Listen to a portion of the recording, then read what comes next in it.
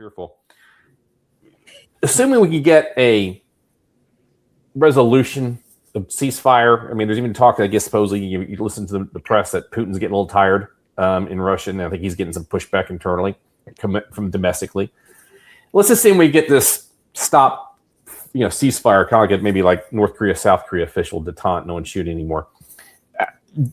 How do you envision Ukraine looking after in the near future, as far as beginning to the EU, maybe getting some foreign investment? Clearly, they're leading in drone technology. Do you see a bright future for Ukraine if they can get an actual, stability? I do.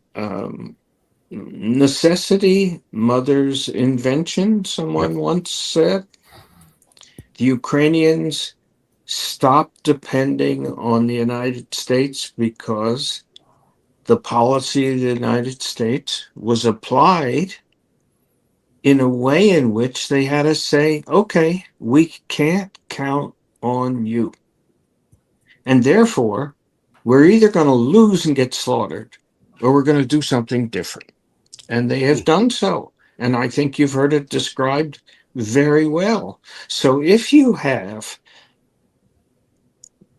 I won't say a victor, but if you have a military contest that is 4 years old, and the invader progressed and hasn't been able to progress at all since, and is now on the defensive such that Putin is afraid to go to one of his houses. Yep. And he's tripled his security, and he sleeps in a bunker, and he has to say, I'll call a ceasefire because I'm afraid to hold a parade. Picture that 4 years ago, wouldn't have happened. Yeah. So who is the innovator, cutting edge growth in a technology? Ukraine. Yeah. How think about Ukraine and this pact and sales defense pact with Saudi Arabia to supply defense to Saudi Arabia from Ukraine. Yep. And similarly, Israel is supplying defense to UAE.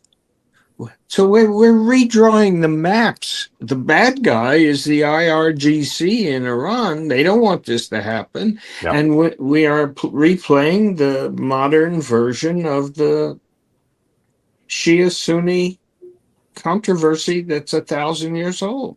Yep. Where this goes, I don't know. But if I had a bet on the investment side, I'd bet on the Ukrainian companies because they're cutting edge and they are now developing transactional business. I just illustrated with a couple of them all over the world.